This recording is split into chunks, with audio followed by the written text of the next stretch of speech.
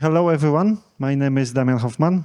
As you see, I am wearing jeans, means I am SE, exactly, engineer. It was not like a competitive question, but a really good answer, so thank you for it. So I am representing the vendor which is called XM Cyber. This is like our new open for this region. I am working for XM Cyber since June. So today I would like to, in this 15 minutes, maybe like 2-3 minutes more, we will see. Hope I will not exceed the time. I want to show you some kind of the totally different on the market. So actually Gartner presents such kind of the technology which is called CTM, Continuous Threat Exposure Management, last year. So this is really totally new. And what we are doing, we are projecting some simulation which is called attack path. So believe that you have some kind of the resources like EDR, like your vulnerability patch management, so a lot of the security tool. And what we are doing, we are simulating actually what happens with your endpoints or maybe server will be breached. So if the attacker from the point which they compromise in your network go to your critical resource. This is like an open question in such kind of the solution can answer. So if he will like compromise the database, S3 bucket on the AWS, like Lambda function, maybe GCP, maybe Azure, usually, and I am like in the past incident response guy, so I have like some experience in it, usually the attackers are like blind whenever they are like trying to breach an endpoint. So they are like doing some kind of the reconnaissance of your network. So what is wrong, what CVE you have, what kind of the misconfiguration, maybe there are some open ports. And usually, and we are seeing on the many POV which we are doing, they are hopping from on-premise to the cloud. So of course, you can like even on the technical base imagine that your cloud environment and your like on-premise environment are separate, but in some way, and we'll show you some example, we can like prove that such kind of the hopping, like from on-premise to hybrid, from hybrid to cloud, is actually possible, not because of the CVE, but because of some kind of the misconfiguration, because of the bad configuration, for example, of the cloud. And here's the example. We actually, with my friend Soshi from XM Cyber, we use this vendor like in the morning. This is Uber attack, yeah? So we use Uber, and this is how actually the Uber was compromised. What you see there, it's like not important. What you don't see there is that like CVE. So whenever you will scan such kind of the infrastructure with the best vulnerability scanner, they will say everything is green, because those are like misconfiguration, those are like stolen credentials, those are like higher privileges. There is like point which is called MFA. So actually MFA, so the multi-factor authentication in this attack was how it was bypassed? The most simple way you can imagine. The hacker just asked the user, give me the 2FA code because I am administrator of your network and I need your support. He is a people, so he helped him. Like send the 2FA code, it's obvious, yeah? So no matter what kind of the good vulnerability scanner you will have in such kind of way, so this is some kind of the attack path which actually happened. So all of the company have been compromised, they steal the data, put on the Telegram, some personal data, so this is like, really big losses for the company. And this is what we are doing. So we are like projecting the simulation of the attack path. So here's some example. We suggest, okay, so what will happen if the EDR will be bypassed? It may happen, like because of the IOC, because of the 0-day, maybe because of the like EDR have been like turned off from some reason, like updates, you can find the reason. And we are searching in your environment what are the all like possible attack path. Because we are simulation, so we can do like slightly more than like standard pen test. So we are not choose the one path, but we are the simulation. So we are choosing like the exact attack path which is possible. And sometimes we recommend some kind of the step just to fix it, just to replace it, because this is the prevention technology. So this is not like a magic box that we will repair your infrastructure, but we suggested what to, for example, fix. And as you see on this example, sometimes there will be point which should be fixed because this is log4j vulnerabilities, and each scanner will tell you, okay, repair this because this is vulnerability. But what we are checking if this vulnerability is like exploitable in your infrastructure and if it's like related to the attack path.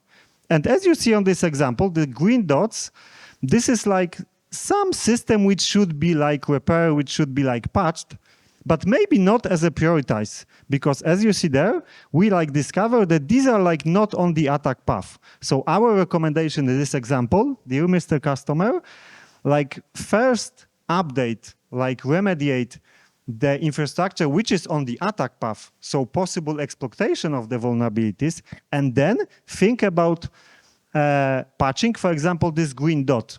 You will save a time. You will, of course, save a time with your IT administrator, Active Directory administrator, and all of the people which are managing the IT, because this is like the really important person in the organization.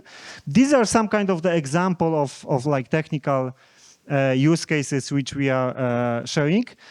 We are not like focusing only on the cloud. I mentioned it because we in our like research team, we see many type of the example when attack for the particular cloud, no matter you are like hybrid or cloud infrastructure, this is like partially, yeah? So they are like doing something in the AWS, for example, in the Azure, in the GCP, just to get some information. But usually this is like connected maybe to Active Directory on-premise, maybe to your endpoints which are on-premise, and so on.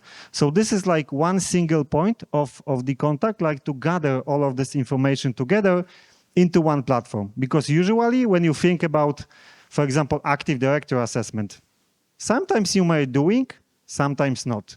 When you think about cloud perspective, so there are like solutions like CNAP which are dedicated for the clouds.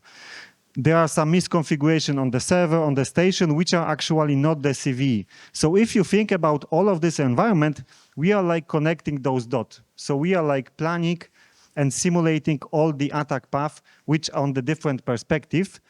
So sometimes our recommendation may be like, change the password, because we will see that the hashes for the password by coincidence are the same. Maybe this is coincidence, but maybe this is not by mistake, because the administrator said, okay, I will set up the same password for my station and for the 25% of my server, because it's easy like to manage, yeah? So these are like sometimes, which are maybe not like a really big security findings, but in the attack path, when you think about the whole attack path, this is something when attacker will be used. So we are taking this recommendation, prioritize it, and showing you what you can like repair, what you can like replace, maybe what we can change in your security infrastructure. When we are in the cloud, there's a really good reports. This is available in our website. This is called like the power of the attack path in the cloud. Like the subject of this conference, this is the cloud. So we would like to focus also on it and show you a three really nice example how the attacker can switch from the on-prem to the cloud and can switch from the cloud to the on-prem. And the main question, this is like general when customers are asking about us, is it like AWS fault? Yeah, because we installed AWS and they have some misconfiguration.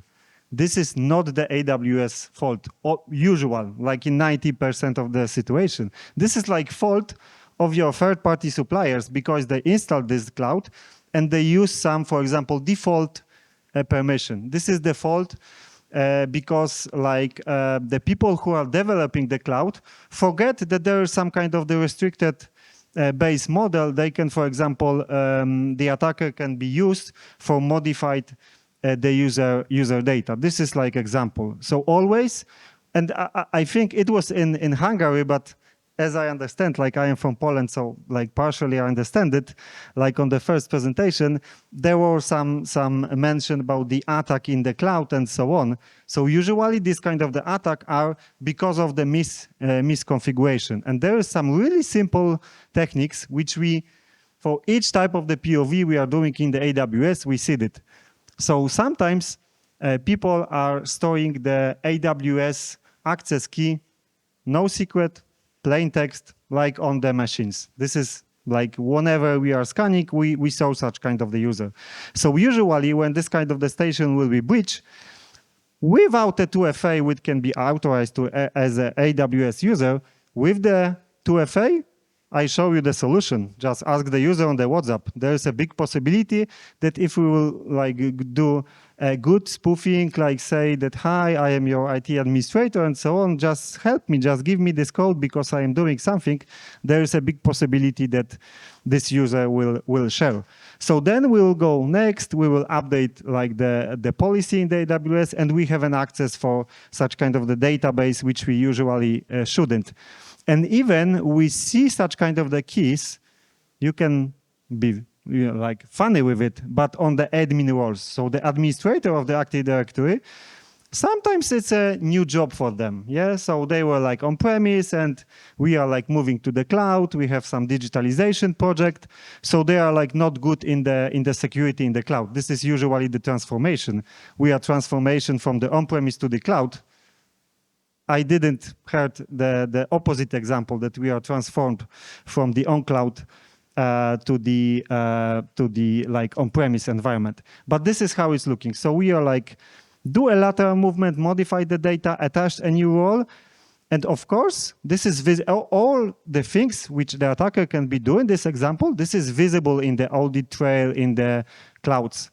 So like think and ask yourself if you are checking, for example, daily base, who changed their like permission in the AWS in some security groups. Yeah, if you have like a solution in that kind of the example, in this kind of the attack path, we are able like to detect it, not like a real life example, but we are able to detect it of such possibility. So then in the reports, we will like recommend you, okay, so you should be doing this, like for example, AWS model role. Of course, this is AWS example. For the GCP, it will be totally different because they have like a different permission role. For the Azure, it will be also like totally different because Microsoft have a different IAM roles. This was simple example. So from AWS to AWS. This is, I think, better one because this is the switching and real life example from the customer from on-premise environment to the cloud. So the first point, the breach point, means actually the user was get some phishing email. So he put some kind of the malware and the EDR like didn't discover it. Because he have some bad tier model in the Active Directory, the user was able like to do some lateral movement with the reset user password, and he like get with the higher member of the group, add the member of the group, and was able to compromise the domain. Not like directly, but switching from one user to another. And why he switched to the Active Directory administrator?